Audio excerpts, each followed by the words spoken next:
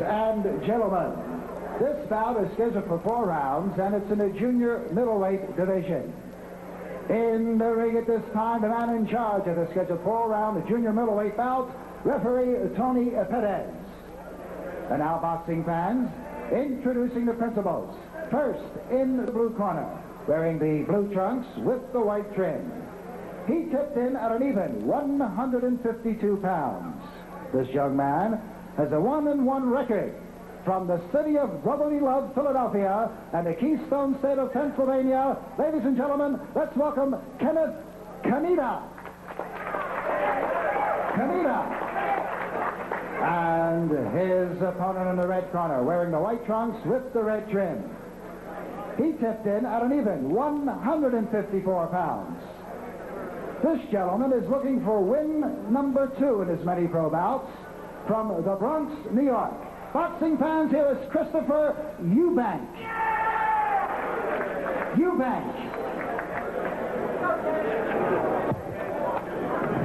You already have your instructions in the dressing room, right? I expect you to obey my command. Protect yourself several times. Shake hands and good luck to you.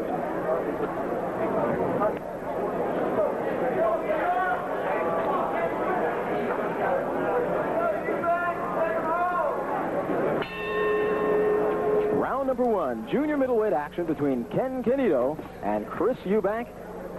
Chris Eubank, we've seen him before, Steve Farhood. Chris Eubank, the brother of Peter Eubank, who's famous in England because he's the only fighter ever to have beaten WBA featherweight champ Barry McGuigan. But Chris Eubank, a pretty good fighter in his own right, lost in the 1985 New York Golden Glove semifinal, and he just got shook by a right hand. But the thing to watch, at least from the first time we saw Eubank, a good, real fine, sharp jab. Ken Cannido in the blue trunks with a white stripe. Eubank with the white trunks, red stripe. No feeling out here. These guys want each other. I remember you and I being very impressed with Eubank's first fight, which was a 4-round decision in October. He wasn't that impressed. He said, I could have fought a lot better. He was not that happy. And he said the things he could have done better, which he'll try to do tonight, more lateral movement, less movement of his head. Most fighters you hear say they want to move their head more. He said he was moving it too much. We'll see how many times he gets hit tonight. Eubank showing some fast hands now, putting the combinations together. Straight ahead and then underneath with the right uppercut. One of those shots snapped the head up of Ken Cannido of Philadelphia. Midway through round number 1, this is scheduled for 4. I'm Randy Gordon along with Steve Farhood at ringside. A little bit of swelling already, a mark under the right eye of Ken Cannido. He's from Philadelphia. Chris Eubank has been in this country 2.5 years, born in London.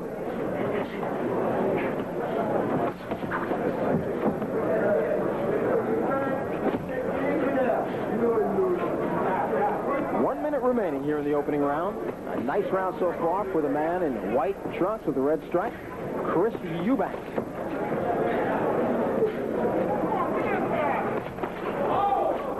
Combination. I remember remarking the first time we saw him, he does have somewhat of a European style. Straight up fighter, straight punches, doesn't bother weave much. The Europeans like that straight up style, and they utilize the jab over and over. Of course, the jab, the best punch in boxing. There you saw 2 jabs from Eubank and a right hand behind it.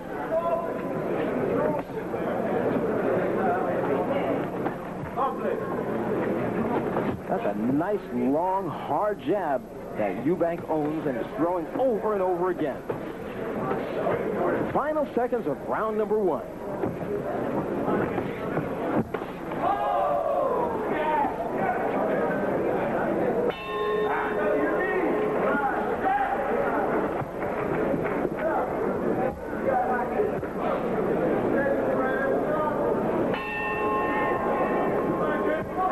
Number 2. This is scheduled for 4 rounds. In the white trunks is Chris Eubank out of the Bronx, New York, and Ken Cannido. In the blue trunks, he comes from the city of brotherly love, Philadelphia, Pennsylvania. Randy, Cannido told me before He won a fight last month. Before that, he hadn't fought in a year. He had lost a year ago, and he said he wasn't sure if he wanted to be a fighter or not anymore. I guess not everybody is made to be a fighter. He had to work at it pretty hard. He said he stayed in the gym, but he wasn't sure he wanted to do it. And right now, I'd have to say he looks a little tight and looks as if he hasn't had that much action, where Eubank, only 19 years old, has been fighting a lot more as of late. He is giving Eubank tremendous respect, and by respect, he's laying on the outside too much, and whenever he lays on the outside, he gets hit with those fast hands, the longer reach of Chris Eubank. The best thing Cannido could do right now, in my opinion, is to get close.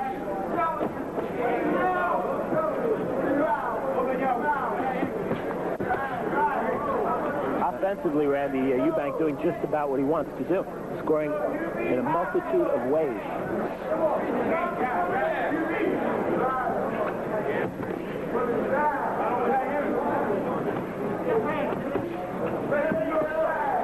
Chris Eubank is managed by one of the most likable managers in boxing out of the Bronx, New York, Atlantis Torres, who over the years has managed dozens of fighters and could have himself a real fight here in Chris Eubank.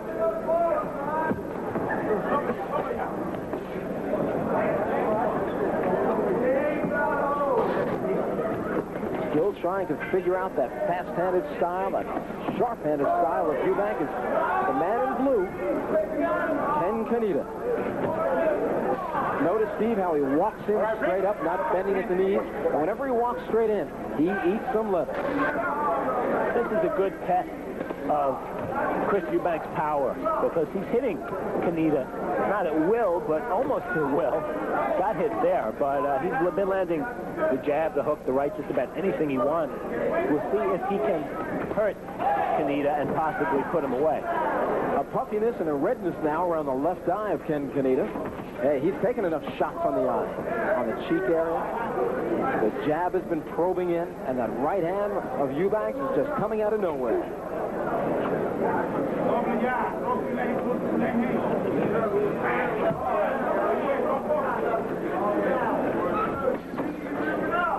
Two jabs fell short from Cannido. I like the offense we've seen so far from Eubank, and its defense, it is leather-proof. Final seconds of round number 2.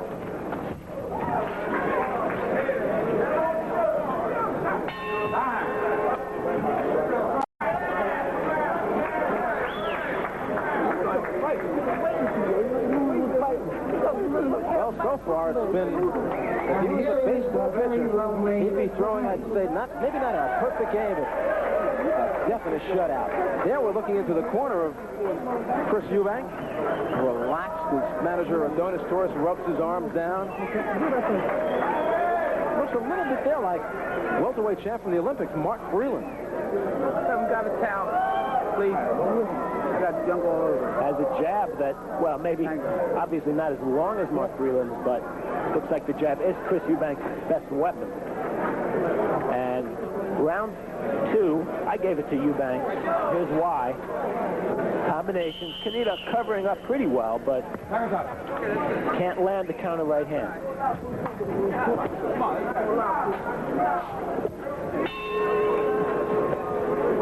Round number 3. This one is scheduled for 4 rounds. These are junior middleweights. Ken Cannido in the blue trunks out of Philadelphia, and Chris Eubank in the white trunks with the red stripes out of the Bronx, New York. And a fired-up Cannido comes out of his corner, trying to put it right on Eubank, who hangs right in there. Landed a good right hand.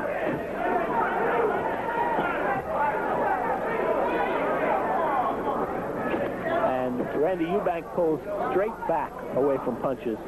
Of course, not the way to do it. You want your fighter to move his head to the side. Muhammad Ali did not do it the right way, believe it or not, as good a defensive fighter as he was. There's a slip. And as he slipped, Eubank was toying around, cranking up with the right arm, having some fun in there. He is really having fun in this workout. We're coming to you from the Atlantis Hotel and Casino on the boardwalk in Atlantic City, New Jersey. I'm Randy Gordon, along with Steve Farhood.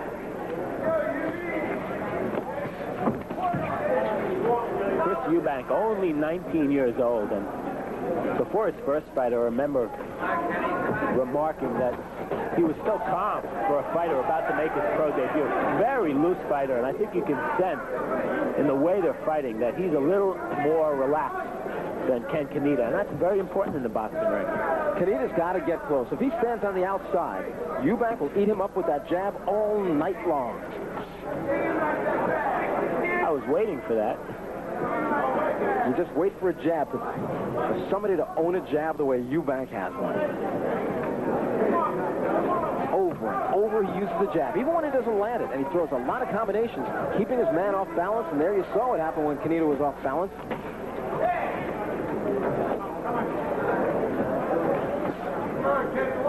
One minute remains here in round number 3. Still a competitive fight. Still a lot of fight left in Cannido. He's just got to get close to make his fight. Very easily, Eubank moves ahead left and right, letting those punches slide by and fly by harmlessly. Looks like Cannido's only real weapon in this fight has been the straight right hand. There it was.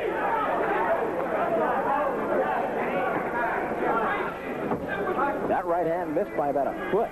Almost, it came closer to hitting you than it did Eubank.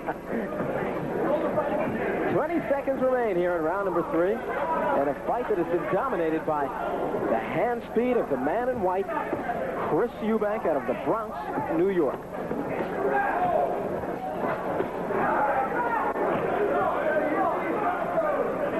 Final seconds, third round.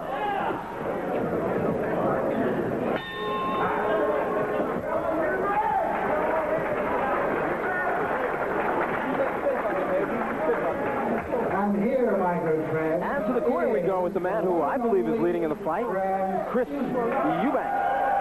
And Steve, on your unofficial scorecard, and I always say unofficial, some people don't seem to realize that you and I don't count. The judges here do. And in this case, Frank Cairo, Eva Shane, and Milo Savage, the veteran. Let's not mince words, Randy. What you're saying is you don't think I know how to score. No, that's so many words. I have Eubank ahead, 3-zip. And here in New Jersey, the scoring is done on a round system. You can't look at him. The referee does not score. The referee in this case, the veteran, one of the greats, Tony Perez. There we're looking into the corner of Ken Cannido. The man on the left of the screen, Eddie the Clock Aliano.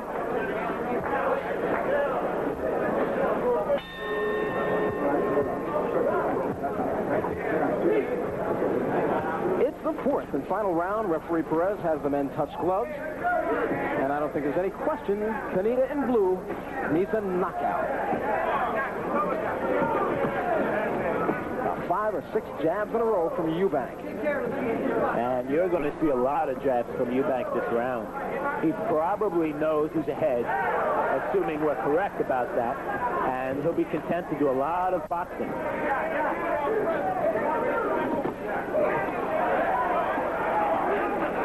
What I like about Eubank, Randy, is that for such a... Wait a minute now. Cannido doesn't want to fight. He apparently claims he was thumbed or butted. Oh, the left eye does look nasty. Yeah. We've been pointing out that it's red and raw, but suddenly there's a swelling underneath the left eye. He might have been butted the way that welt just raised up there. What I'm saying is that what you don't see in most young fighters is Eubank throws such straight punches. And again, that might be the European influence, but you're going to maximize your power by throwing straight punches, especially the jab, obviously, and the right hand. He does that well. Well, it's Philadelphia against New York tonight, and tonight the Philadelphia fighter is getting a New York mugging.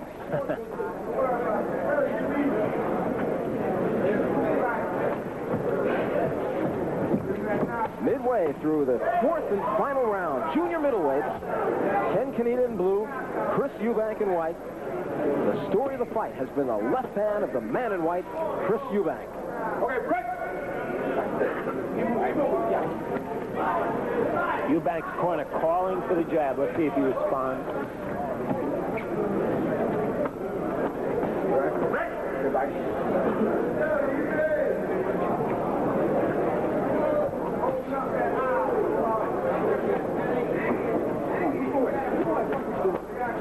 Eubank Eubank growing in confidence, standing a little closer before he wanted to move.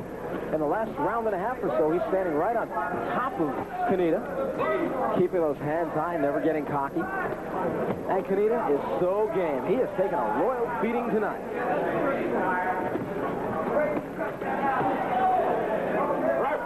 30 seconds left. Sorry, Randy. The one thing I like to see from Eubank, left hook, he really slaps with it. Right hand is straight and sharp, but his left hook he slaps with. Well, we'll keep a watch on him here at ringside and see next time if that hook gets a little bit shorter. Gotta watch those wild punches. So far, the jab and those combinations look to me to be world class as the fourth and final round comes to an end. So ringside cameras follow Chris Eubank, the man I think, the man Steve Farhood thinks will win this fight, back to his corner. And there, Ken Cannido sits down. I wonder if he thinks there's another round to go. Wishful thinking. Or perhaps he just had to sit down. You know something, fans? I think we can do it one more time. He's got a record of 1-1 at this point. Chris Eubank at 1-0. And in just a few moments, we'll find out whose record goes where. The left side of the ledger, that's the one that really counts. The one that makes you go up in the ratings. And Steve, it was in that last round. Was it a thumb or a head or what? Well, let's see if we can catch it. It could have been an uppercut. I think it was an uppercut that Chris Eubank threw with the right hand. And as he came up, he had his palm facing up. The thumb was facing the ceiling. And as he came up with it, the thumb went into the eye. Yes, I do believe he was thumbed.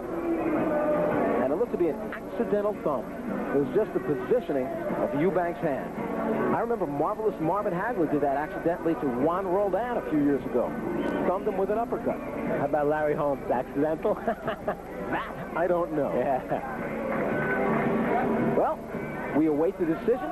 Ed Darian has the cards. Let's go to Big Ed. Ladies and gentlemen, the winner by unanimous decision for his second straight win in as many pro bouts, Christopher Eubank. Eubank, maestro, please. Well, it was a decision, and it was unanimous for